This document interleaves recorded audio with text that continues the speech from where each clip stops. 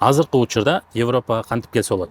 Бул видеону тартып жаткан учурдагы маалымат боюнча сарсанаа болуп күтүп отурган учур дал ушул болчу. Анткени ошол жерде сенин кандай айдоочу экениң дароо билинет. Ошол кезде канча айлык алчумун, ошол кезде канча акча коротком. Ишке керектүү баардык документтерди бүтүрдүк.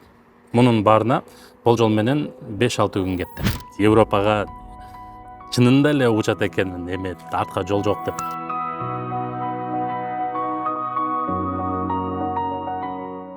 Акыркы убакта мага эң көп берилген суроолордун бири бул Европага кантип барса болот. Бул суроонун үстүндө улам ойлонуп отуруп, жөн эле камеранын алдына отуруп алып жооп берип койбой, өзүмдүн кандай жол менен келгенимди көрсөтүп берсем кандай болот деген ойго келдим. Анын үстүнө карап көрсөм, мындан 3 жыл мурун Европага келген сапарымдын дээрлик ар бир көз ирмемин видеого тартып жүрүптүрмүн. Ошол кездеги бул кадрларды бир күнү баарын чогултуп, ушундай видеого айланат деп ойлогон эмесмин. Бүгүн болсо ошол учурда бир нече айга созулган жолду силерге бир нече мүнөттүн ичинде көргөзүп бергенге аракет кылайын. Видеонун аягында азыркы учурда менин билишимче Европага иштеген келүүнүн кандай жолдору бар экенин дагы айтып берем. Баса белгилей кетчү нерсе достор, бул видео баарыңар Европага келгиле же чет өлкөгө чыккыла деген чакырык эмес. Тескерисинче, бүгүнкү күндө Кыргызстанда өнүгүү болуп жатат. Мүмкүнчүлүктөр, жумуш орундар дагы көбөйүп жатат. Бул мени чындыгында абдан кубандырат. Бирок кандай болгон күндө да өзүн чет өлкөдө сынап көрөйүн деп чечим чыгарып алган адамдар да бар. Бул видео дал ошолор үчүн. Аларга басып өткөн жолду бөлүшүп, кандай кыйынчылыктар болгонун айтып берсек, балким айрымдар кетирген каталарды кимдир бирөө кайталабай калса, ошол мен үчүн эң чоң утуш болот. Баарыңыздарга салам достор. Силер Салам Дүйнө каналындасыңар. Каналыма каттала элек болсоңор, сөзсүз катталып көбүрөөк лайк басканды унутпаңыз. Аты жөнүм Алмаз Бекжанов. Менин Instagram, TikTok баракчама катталыңыз. Кеттик аны.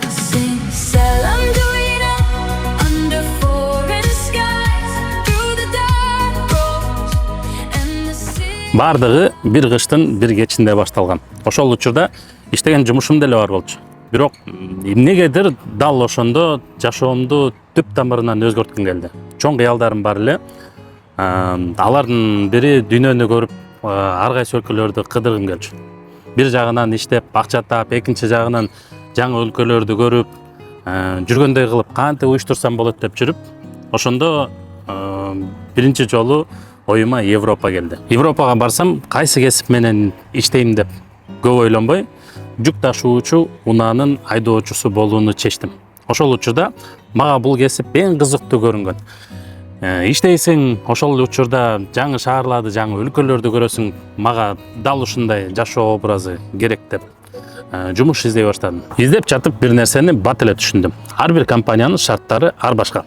Айрымдары документтерди бекер бүтүрүп беребиз, бекер окутуп үйрөтөбүз, алдын ала эч нерсе төлөбөйсүз дейт.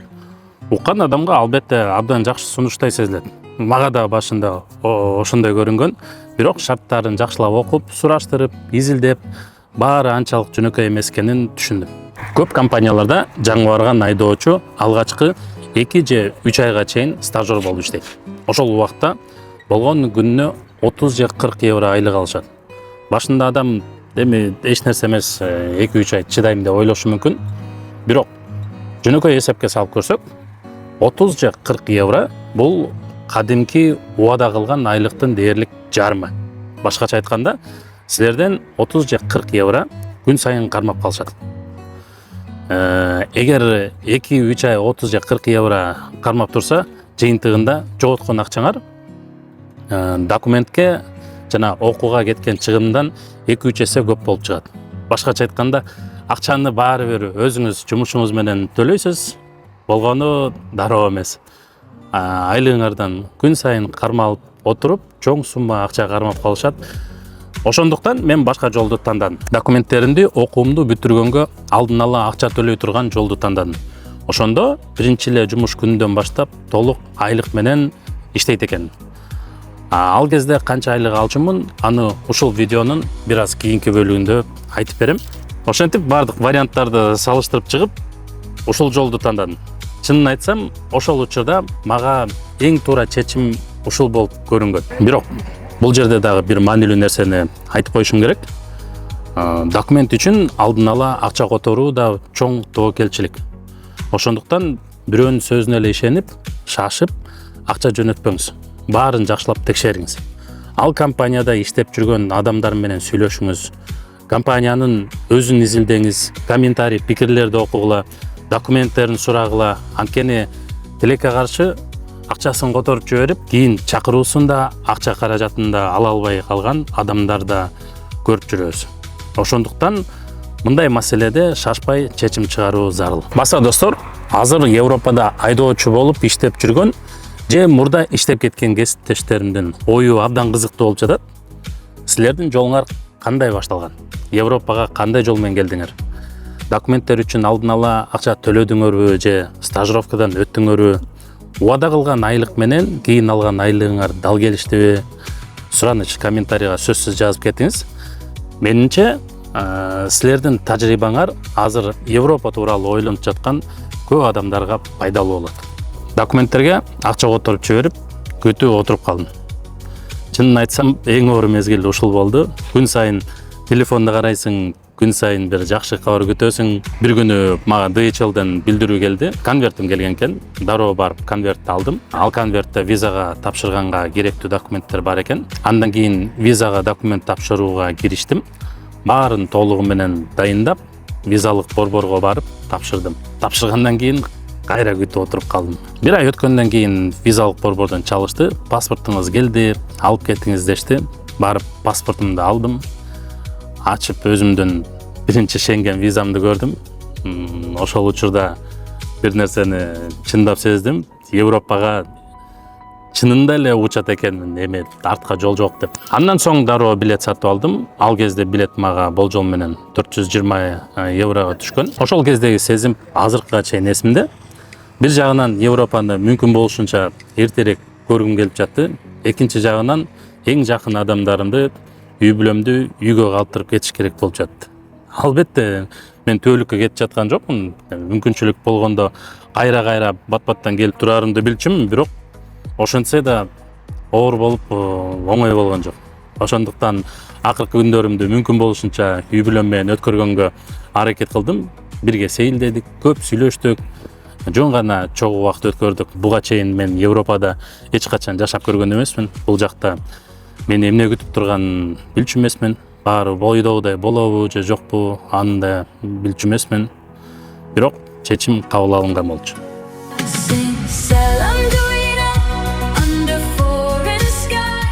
Акыры жолго чыга турганда күн келди. Манас аэропортуна бардым.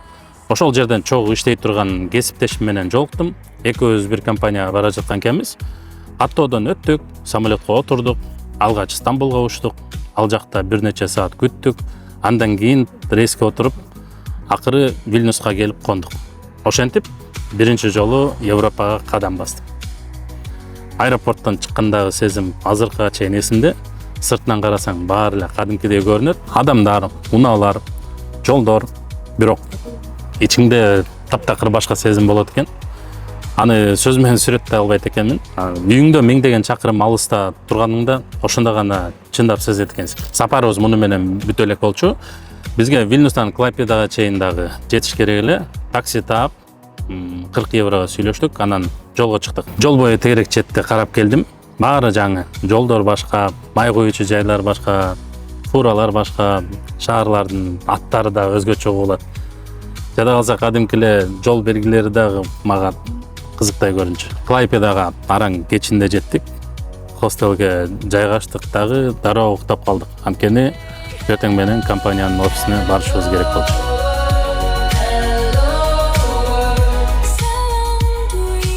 Эртеси эртең менен компаниянын офисине бардык, кызматкерлер менен тааныштык. Көп өтпөй эле жүрү тест-драйвга чыгалы дешти. Чынын айтсам, мен сарсанаа болуп күтүп отурган учур дал ушул болчу. Анткени ошол жерде сенин кандай айдоочу экениң дароо билинет. Канчалык жакшы сүйлөбө, документтеринде кандай тажрыйба жазылып турбасын, баары рөлгө отурган алгачкы мүнөттөр чечет. Бактыма жараша тест-драйвдан ийгиликтүү өттүм. Ошондон кийин калган документтеримди бүтүрө башташты. ВНЖга документ тапшырдык. банктык эсеп ачтык, телефонго банк тиркемесин орноттук. Айтор ишке керектүү баардык документтерди бүтүрдүк. Мунун баарына болжол менен 5-6 күн кетти. Ошол күндөрү мен бир маанилүү нерсени түшүндүм. Эгер Европага айдоочу болуп келем деп жатсаңар, бул жака келип алып үйрөнгөн эмес, иштеген келгиле деп айтар элем. Мүмкүнчүлүк болсо, айдаганды үйдөн эле мыкты өздөштүрүп алгыла. Анткени Европада текшерүүдөн өтпөй калсаңар, окуунун баасы абдан кымбат. Кийин офис иштеп жүргөндөгү маалыматтар так эсимде. Кошумча бир жумалык окуунун өзү эле 600 евро турчу. Бул болгону окуунун акысы. Анын үстүнө жашай турган жериңиз, тамак ашыңыз бар. Андан сырткары иштебей жүргөн күндөр, ал күндөр айлык да албайсыңар. Ошондуктан мүмкүнчүлүк болсо, ошол акчаны өз үйүңөрдө эле практикага жумшап, бул жака даяр болуп келгениңиз алда канча пайдалуу. Чынын айтсам, мен да дал ушундай кылгам. Документтерди күтүп жүргөндө убакытты текке кетиргим келген эмес. Европага барам деген балдарды чогултуп, чогуу фураны ижарага алып, баарыбыз күйүүчү майга акча чыгарып, эртеден кечке чейин айдап машыкчубуз. Айдаганды үйрөндүк, тажрыйба топтодук. Мындан тышкары тааныштарыма да, жүк ташууга да жардам берип жүрдүм. Рульга отурганга мүмкүнчүлүк чыккан сайын колдон чыгарбай, колдонгонго аракет кылчумун. Кийин гана ошол практиканын канчалык пайдасы тийгенин көрдүм. Тест-драйв учурунда да абдан жардам тийди. Ошондуктан бүгүн Европага келем деп даярданып жаткандарга бир кеңеш бермекмин.